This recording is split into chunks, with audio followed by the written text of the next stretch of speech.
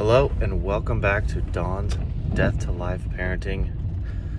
In this video, I will be talking about a couple things that are related.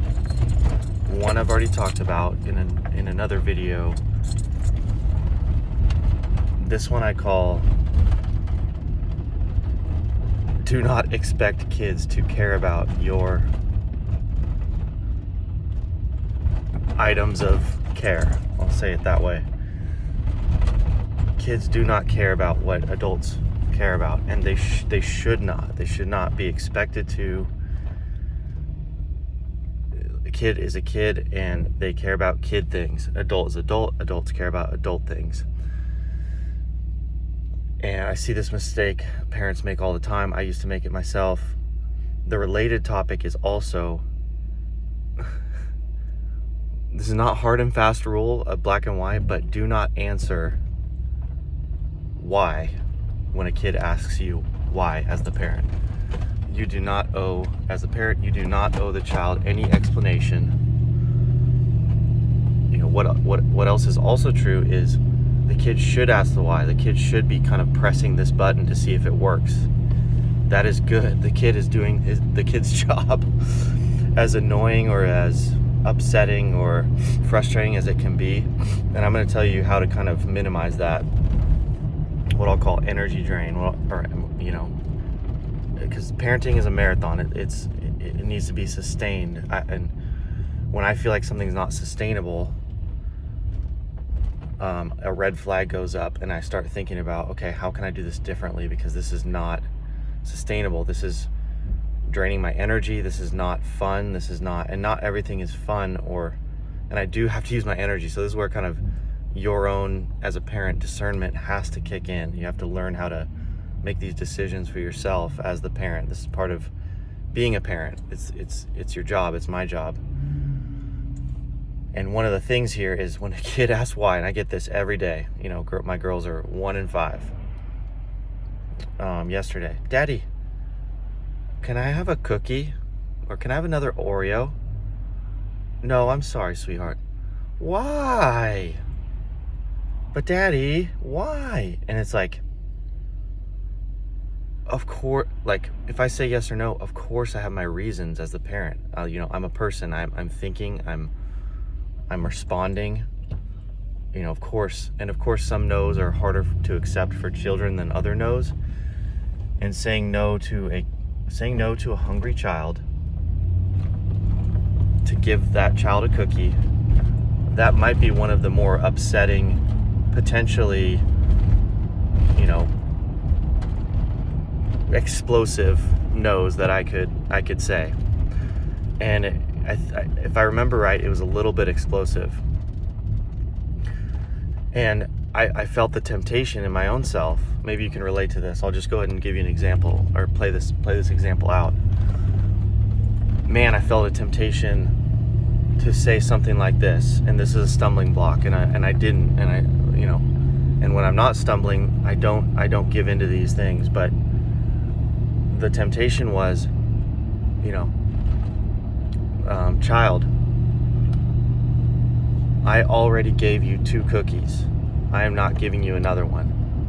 This is perfect for this topic. That's kind of the thought I had, to remind the child, as if the child should care and agree with me or understand, which it is. I am blind if I think that. And in that moment, I'm not thinking about that, but my instinct is such that I know that is not the right way to go. I would be doing better to stay silent than to give them a reason that, quote unquote, they should care about, or they should be like, oh yeah, I did have 2 cookies. Okay, Daddy's no to my hungry stomach and my, cookie loving tongue. That makes sense. Okay, I'm just gonna be quiet and sit here and cooperate. It's like, I am absolutely insane to think that a child would actually think like that or feel like that, because that is ridiculous. And yet, as a parent, I have this thought, and I decide, what I'm gonna say. I can't, and of course I have that thought. It's like, I want the child to sit there. I'm going to be a little bit crass here. I want the child to sit down and shut up, Like I know that I've given the child enough cookies. I've given the child 2 cookies. I ain't giving that child another cookie right now. I want to, so the child will be quiet. But I know, like, that is not the right thing right now. So I said no. The child asked the why. I had this thought. And, my instinct kicked in. It's like, or my heart, it's like, no, that's not something to share with the child. So I just went into kind of this brain dead mode, which I talk about in another video. The empathy is just like, yes, I'm very, excuse me. I'm very sorry, sweetheart. Yes, it's very sad when, a little girl doesn't get another cookie. And then maybe I'll say, yes, and this is kind of walking the line here in terms of what I'm talking about today. I think I said something like, yes, yes, it's so sad. We're going to eat dinner when we get home. I think I'm trying to think if that was the right thing to do now. I'm thinking back because this is part of the topic. It's like, actually, that might have been a mistake. Because part of this topic is to not expect kids to care about what I care about. So do I think that they care that they're going to eat dinner? Maybe. I mean, maybe that's a borderline one because, if they're hungry, which I knew they were, I wanted to let them know that we are going to eat soon. I'm going to have to think about that. I'm not sure if that's, something I should be using my energy to kind of communicate or not. Anyway, regardless,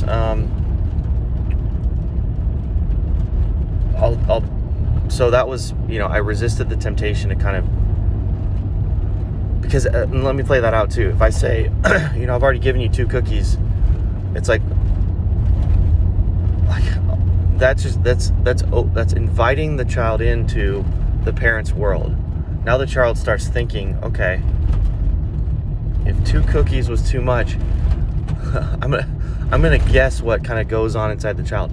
How can I convince this, cookie garter that my 2 cookies that I just ate were not too much?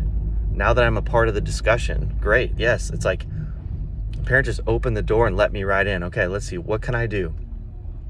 But Daddy, my cookies were smaller than, sisters. My cookies were smaller. But Daddy, yesterday you gave me 3 cookies. And then it's like, this cannot go well. This will not go well. This is me. If I'm the parent, I'm wasting my energy on this conversation.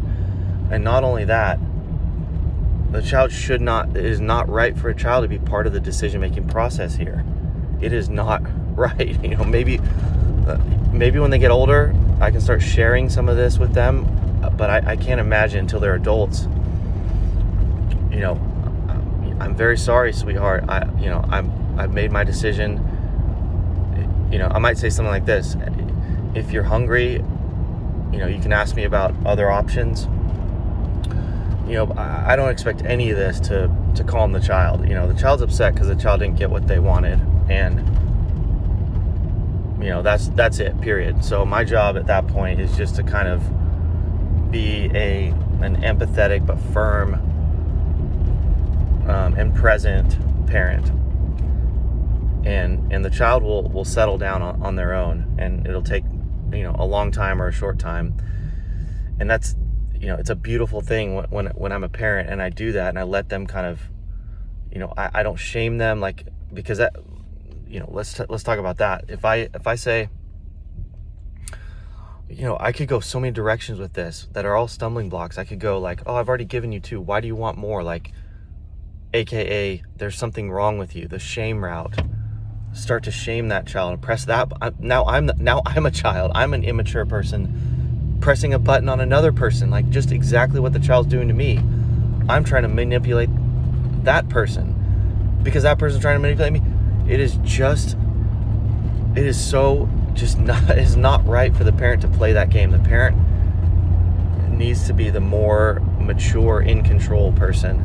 And this is just life also. This is not just parenting, because there are not mature adults too that do not like decisions that I make or you make, and will ask why. I get whys as adults. It's like, and I take 2 seconds to think about, am I really going to answer this? And it's a little bit more awkward with adults, because they are adults and they can be invited into the decision-making process. But adults do the same technique. They ask the why, and I can sometimes tell if it's a curious why. If it's a curious why, not trying to kind of start opening the door to persuading me to change something, which more often than not, that is the case.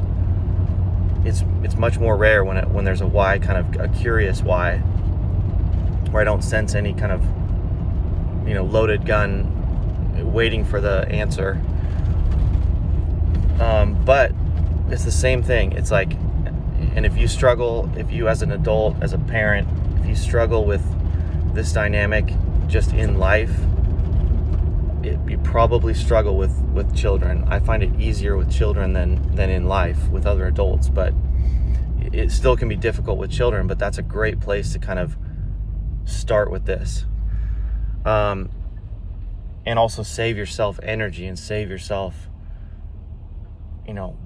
save your children from inappropriate kind of control and power. It is, that's another angle on this. It is not right if you allow a child into this process and they start pressing buttons with the whys, and then the, but this, but daddy this, but daddy that. Sometimes they do come up with valid reasons too, and I do think about things sometimes, and I do change my mind. However, as a general rule, I do not, even really listen. I do not use my energy. Again, parenting is a marathon, and I've found a way to kind of, in most of these situations, this does not drain my energy. I do not dread a child asking why. I do not care either way. They can ask why all they want. And in my littlest, I have a slightly different, this is my 5-year-old mainly what I've been talking about. My littlest, 1 or 2, she started asking why, which is great. She's growing up. She's realizing, I just found a button that I can press. And this, I'm sure it works with other adults. It doesn't, of course, it's up to me to make sure it doesn't work with me. But with the littlest, it's easier. It's easier. I can either, one, ignore it. It's easier to just ignore, because the little one will ask why once and then kind of move on, because she doesn't quite grasp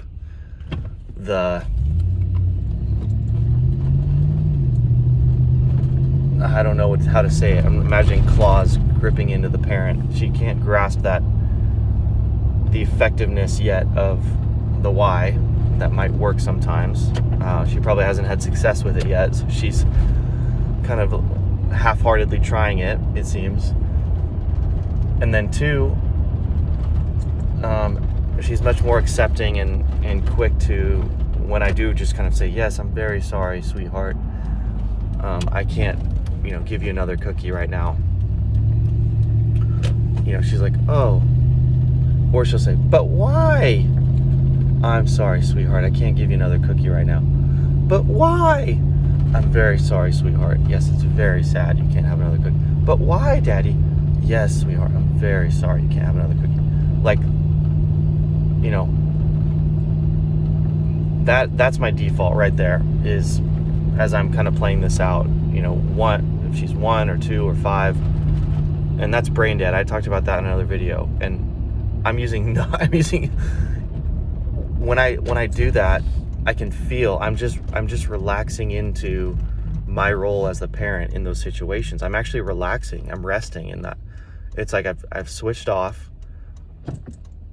I've made my decision. Of course, and as a parent, I have made my decision. I know that 3 cookies is too much right now. I just know it.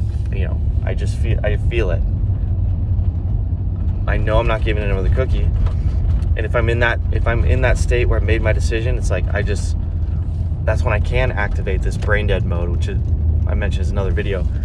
And I just say that over and over. I'm very sorry. And sometimes I'll say it quieter, and I'll say it slower. I'm very sorry, sweetheart. It's very sad when little ones can't have a third cookie.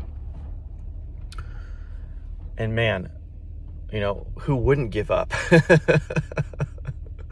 Who wouldn't stop pressing the most boring button in the world?